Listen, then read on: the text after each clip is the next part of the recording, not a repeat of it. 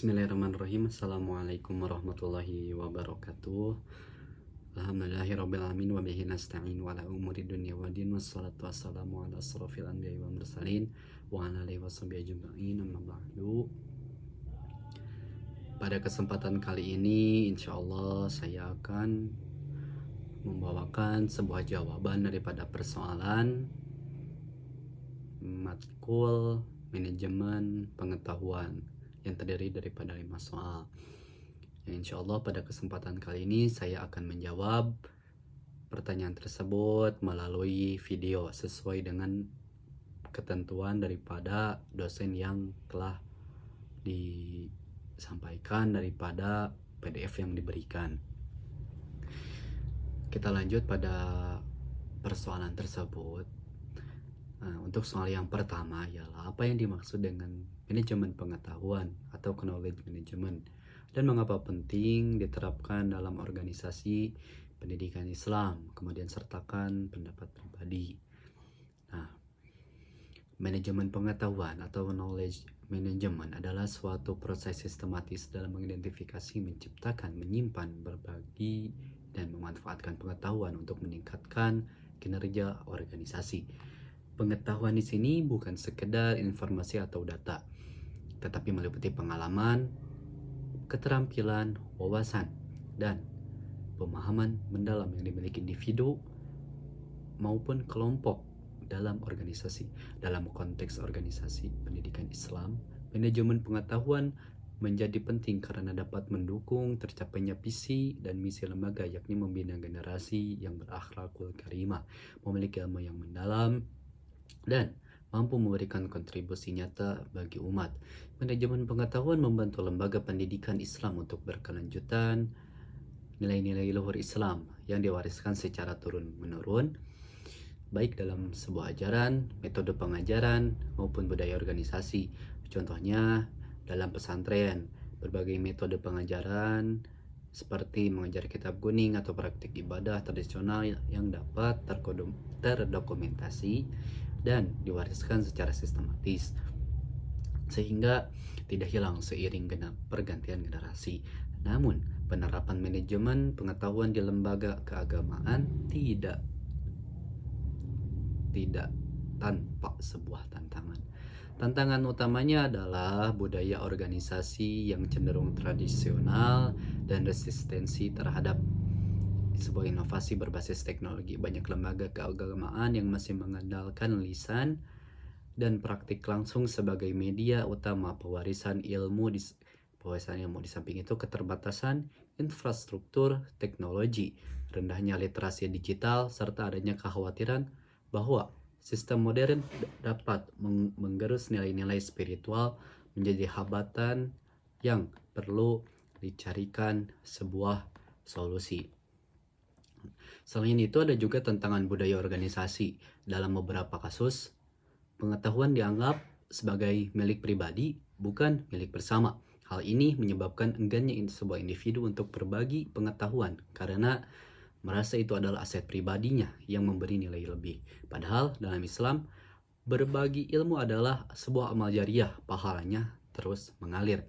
Tantangan lain datang daripada segi teknologi.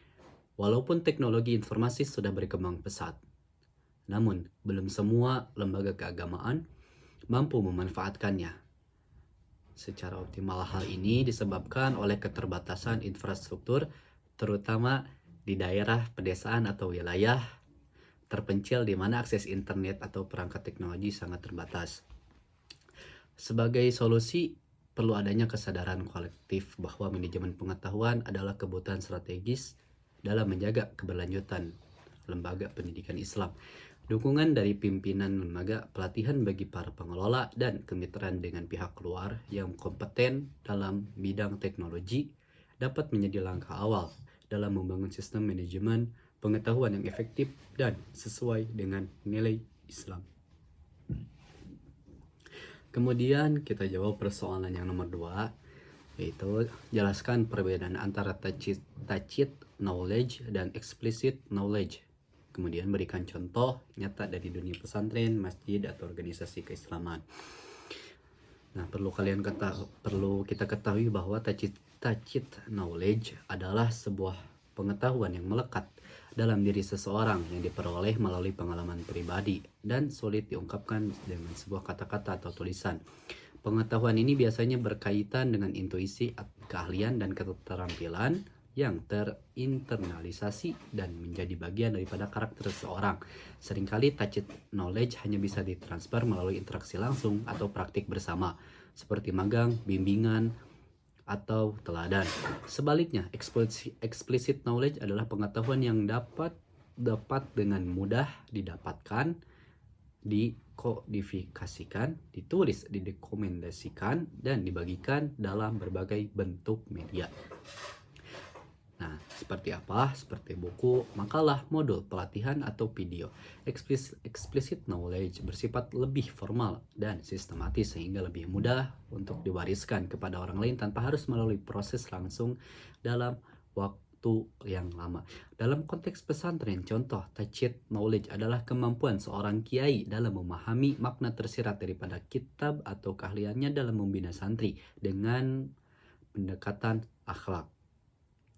Hal ini sulit ditulis atau dideskripsikan secara rinci. Banyak mengandung unsur pengalaman dan kebijaksanaan pribadi. Biasanya santri akan belajar melalui interaksi langsung, mengamati dan meniru perilaku guru. Contoh explicit knowledge di dunia pesantren adalah buku panduan tata cara membaca kitab kuning pedoman pengajaran tahfidz, atau peraturan asrama putri yang sudah tertera dengan rapi. Semua santri dapat membaca dan memahami isi dokumen tersebut sebagai acuan dalam mengajar, belajar, dan berperilaku. Nah, seperti di masjid, tacit knowledge berupa kemampuan seorang imam dalam menenangkan jamaah yang gelisah atau keahliannya dalam menyampaikan khutbah yang menyentuh hati yang lahir dari jam terbang atau kepekaan pribadi. Kemampuan ini tidak dapat mudah untuk diajarkan hanya dengan daripada membaca buku atau mendengar teori. Sementara itu, explicit knowledge di masjid bisa juga ditemukan seperti jadwal ibadah, kemudian tata tertib penggunaan fasilitas masjid atau dokumen standar operasional atau SOP untuk kegiatan tertentu seperti zakat fitrah atau pembagian kurban. Semua ini bisa dibaca dan dipahami secara jelas tanpa harus berinteraksi langsung dengan pengurus masjid. Kemudian dalam organisasi keislaman, tacit knowledge bisa terlihat daripada kemampuan seorang dai yang menyampaikan dakwah yang sesuai dengan kondisi psikologis audiens. Hal ini dalam menyampaikan dakwah hal ini merupakan seni berkomunikasi dalam bentuk yang terbentuk dari pengalaman dan tidak mudah dituangkan dalam bentuk sebuah tulisan. Sebaliknya, explicit knowledge dalam organisasi keislaman tampak pada sebuah dokumen visi misi dalam organisasi tersebut atau hasil musyawarah atau materi-materi pelatihan yang sudah dibukukan. Dengan demikian, explicit knowledge mempermudah regenerasi atau standarisasi pengetahuan dalam organisasi. Keduanya, tacit dan explicit knowledge penting untuk dikelola dalam manajemen pengetahuan. Upaya mengubah tacit menjadi explicit knowledge disebut externalization, dan ini sangat penting agar pengetahuan tidak hilang bersama pemiliknya. Namun, tidak semua tacit knowledge bisa sepenuhnya diekspresikan sebagai tetap perlu diwariskan melalui praktik langsung. Kemudian persoalan yang ketiga, bagaimana proses knowledge sharing dapat dibangun dalam organisasi berbasis nilai-nilai keislaman, kaitkan dengan akhlak kerja, kepercayaan atau trust, dan budaya kolegial. Nah, proses knowledge sharing dalam organisasi berbasis nilai-nilai keislaman harus dimulai dari niat yang benar dan landasan akhlak mulia. Dalam Islam, berbagi pengetahuan adalah bagian dari amal soleh yang akan mendapat pahala jariah. Oleh karena itu, setiap individu dalam organisasi harus menanamkan niat ikhlas bahwa berbagi ilmu bukan hanya untuk mencari pujian atau keuntungan dunia, tetapi untuk kebaikan bersama dan ridha Allah Subhanahu wa Ta'ala. Akhlak kerja menjadi fondasi utama dalam membangun knowledge sharing. Akhlak seperti jujur, amanah, rendah hati, dan menghargai orang lain harus menjadi budaya dalam organisasi.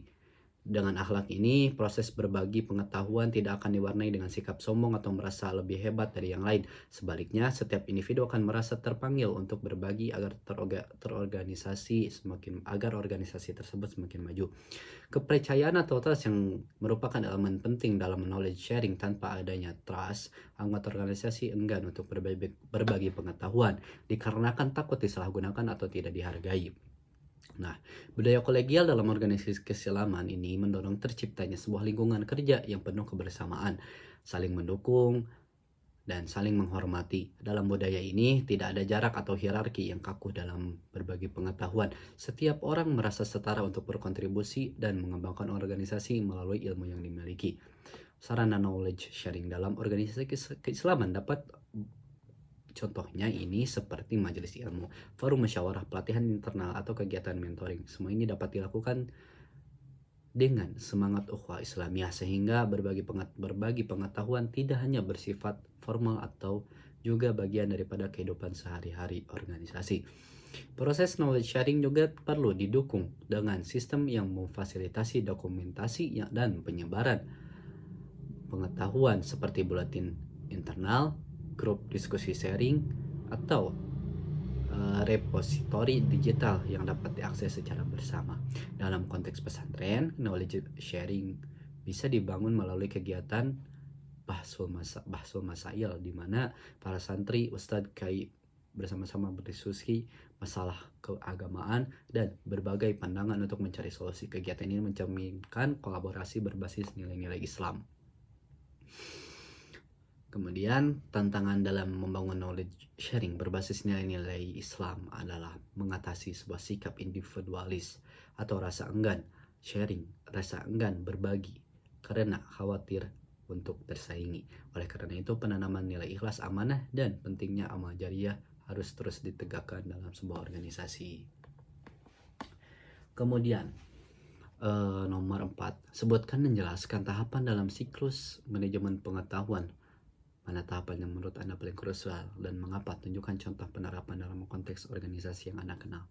Nah, ini adalah persoalan yang nomor 4. Jawaban nomor 4. Siklus manajemen pengetahuan pada dasarnya adalah rangkaian proses yang dilakukan secara sistematis untuk menciptakan, untuk menyimpan, menyebarluaskan, memanfaatkan, dan mengevaluasi pengetahuan dalam organisasi. Tahapan ini penting memastikan pengetahuan yang ada dapat dikelola dengan baik dan memberikan manfaat optimal.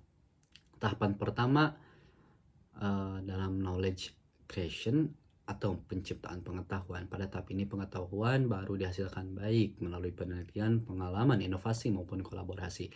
Tahap kedua adalah knowledge storage atau penyimpanan pengetahuan. Pada tahap ini pengetahuan yang sudah dihasilkan didokumentasi dalam berbagai bentuk agar tidak hilang. Penyimpanan ini dapat berbentuk berupa dokumen fisik, digital, database, atau media lain yang mudah diakses dan aman. Penyimpanan pengetahuan menjadi penting agar informasi tetap tersedia untuk generasi berikutnya atau bagi anggota baru organisasi. Tahap ketiga adalah knowledge sharing atau berbagi pengetahuan. Ini adalah tahap ketika pengetahuan yang telah diciptakan atau disimpan disebarluaskan kepada anggota organisasi lainnya. Knowledge sharing bisa dilakukan melalui forum diskusi, pelatihan mentoring, atau media daring.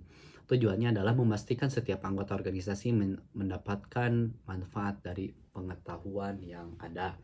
Tahap keempat, knowledge utilization adalah pemanfaatan pengetahuan. Pada tahap ini pengetahuan yang telah disebarluaskan dimanfaatkan untuk menyelesaikan masalah, meningkatkan kualitas pekerjaan, atau mengembangkan inovasi baru. Pemanfaatan pengetahuan menjadi indikator sejauh mana manajemen pengetahuan memberikan sebuah dampak pada kinerja organisasi. Tahap kelima adalah knowledge evaluation atau evaluasi pengetahuan. Evaluasi dilakukan untuk menilai efektivitas seluruh proses manajemen pengetahuan. Organisasi perlu memastikan pengetahuan yang dimiliki tetap relevan, akurat, dan bermanfaat. Evaluasi ini juga bertujuan untuk menemukan celah atau kekurangan dalam siklus manajemen pengetahuan agar dapat diperbaiki di masa yang akan datang. Menurut saya, tahapan paling krusial dalam siklus manajemen pengetahuan adalah knowledge sharing. Mengapa? Tanpa adanya tahapan ini, pengetahuan hanya akan tersimpan dan tidak akan memberikan sebuah manfaat yang luas. Knowledge sharing adalah jembatan antara pengetahuan dengan pemanfaatan yang ada di lapangan. Dengan berbagi, pengetahuan dapat meningkatkan kapasitas kolektif organisasi, memperkuat kolaborasi, dan memunculkan sebuah inovasi yang baru. Contoh penerapan siklus ini saya temukan dalam sebuah sekolah Islam terpadu yang saya kenal. Di sekolah tersebut, pengetahuan tentang metode pengajaran efektif didokumentasikan dalam bentuk modul dan video pembelajaran atau di dalam penyimpanan. Setiap pekan para guru mengadakan forum diskusi untuk berbagi praktik terbaik dalam mengajar dan menangani siswa. Knowledge sharing, pengetahuan itu lalu diterapkan dalam kegiatan belajar mengajar sehari-hari, utilization. Selain itu, sekolah ini juga secara berkala mengadakan evaluasi terhadap kurikulum, metode pembelajaran, dan efektivitas manajemen pengetahuan mereka, knowledge evaluation. Dari hasil tersebut dilakukan perbaikan pada sistem dokumentasi dan penyampaian materi agar mudah dipahami oleh guru maupun guru senior, guru baru ataupun guru senior. Dengan tahapan yang terstruktur, organisasi dapat memastikan bahwa pengetahuan menjadi aset hidup, bukan hanya kumpulan dokumen-dokumen yang tersimpan tanpa manfaat. Hal ini juga menjadi modal penting dalam menjaga keberlangsungan atau keberlanjutan mutu pendidikan Islam. Kemudian persoalan yang nomor 5, apa peran teknologi informasi dalam mendukung sistem manajemen pengetahuan? Refleksikan juga potensi dan tantangan penggunaan teknologi lembaga berbasis keagamaan. Nah, untuk jawaban nomor 5 ini untuk terakhir. Teknologi informasi atau TI memiliki peran yang sangat penting dalam mendukung sistem manajemen pengetahuan. TI ini atau teknologi informasi memungkinkan proses dokumentasi, penyimpanan, dan penyebaran pengetahuan berlangsung lebih cepat, efisien, dan luas. Dengan bantuan TI, pengetahuan yang dulunya hanya tersimpan dalam sebuah lisan dan dokumentasi fisik kini dapat dikemas dalam berbagai format digital seperti video, e-book, database daring, dan platform e-learning. Peran utama TI dalam manajemen pengetahuan adalah memfasilitasi penyimpanan pengetahuan dalam media yang aman dan mudah diakses. Sistem penyimpanan berbasis cloud atau server lokal memungkinkan pengetahuan disimpan secara terpusat dan dapat diakses oleh seluruh anggota organisasi kapanpun dan dimanapun. Ini meminimalisir risiko hilangnya pengetahuan karena bencana, kehilangan dokumen, atau pergantian generasi. Selain itu, TI juga atau teknologi informasi mendukung knowledge sharing melalui berbagai platform komunikasi daring seperti forum diskusi, aplikasi chat group, hingga webinar. Hal ini membuat proses berbagi pengetahuan lebih mudah dan tidak dapat terhalang oleh jarak. Kemudian TI juga untuk mempermudah proses penciptaan dan pemutakhiran pengetahuan. Dengan adanya teknologi, proses pengumpulan data dan analisis, kemudian penyusunan laporan dapat dilakukan secara cepat dan akurat.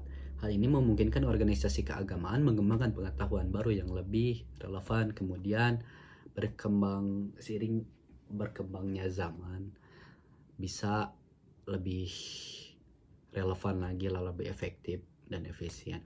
Kemudian potensi penggunaan TI di lembaga keagamaan sangat besar. Lembaga dapat mengembangkan aplikasi dakwah digital, platform pengajaran Al-Quran secara daring, atau repositori digital berisi karya ilmiah keislaman. Semua ini bisa diperluas jangkauan dakwah dan pendidikan Islam tanpa batas ruang dan waktu. Bahkan pengetahuan keislaman dapat diakses oleh masyarakat secara global. Nah, namun penggunaan TI di lembaga berbasis keagamaan juga menghadapi sejumlah tantangan. Salah satu tantangan utamanya adalah keterbatasan infrastruktur. Tidak semua pesantren atau masjid memiliki fasilitas internet yang memadai atau perangkat teknologi yang mendukung. Hal ini menjadi sebuah kendala dalam mengoptimalkan manajemen pengetahuan berbasis TI. Tantangan berikutnya adalah literasi digital yang masih rendah di sebagian pengelola lembaga. Banyak yang belum terbiasa menggunakan teknologi untuk mendukung manajemen pengetahuan. Akibatnya, manajemen teknologi tersedia penggunanya tidak optimal karena kurangnya keterampilan teknis. Selain itu, adanya tantangan nilai. Sebagai kalangan khawatir bahwa penggunaan teknologi secara berlebihan justru dapat mengurangi kehikmatan atau menggeser nilai-nilai spiritual yang seharusnya menjadi ruh utama lembaga keagamaan. Oleh karena itu diperlukan pendekatan bijak agar teknologi benar-benar menjadi sebuah alat bantu, bukan pengganti nilai-nilai luhur. Refleksi dari saya, lembaga perlu berani beradaptasi dengan perkembangan teknologi, namun tetap menjaga esensi ajaran-ajaran Islam. Dalam setiap proses, teknologi harus digunakan untuk memperkuat syiar Islam dan menjaga warisan pengetahuan umat, bukan sekedar mengikuti tren. Dengan pengelolaan yang baik, teknologi bisa menjadi sebuah ladang amal yang luas untuk dakwah dan pendidikan Islam. Nah, kemudian itu sudah terjawab semua daripada persoalan yang telah dibagikan oleh dosen melalui PJ. Alhamdulillah telah terjawab semua. Jika ada kesalahan dalam penyampaian ataupun tutur kata perbuatan yang saya lakukan dalam video ini, mohon dimaafkan sebesar-besarnya, karena manusia ini tempatnya khilaf dan salah. Kurang lebihnya mohon maaf. Jika semoga penyampaian apa yang saya sampaikan ini masih kalian tuh belum cukup lah gitu untuk terus mencari, untuk terus menggali apa sih yang menjadi persoalan, apa sih yang menjadi jawaban daripada persoalan-persoalan tersebut. Terima kasih. Terima kasih, itu yang dapat saya sampaikan. Saya Muhammad Faisal Davin dengan NIM 123 20138, ujung NIM-nya 38. Terima kasih. Mohon maaf sebesar-besarnya. Wassalamualaikum warahmatullahi wabarakatuh.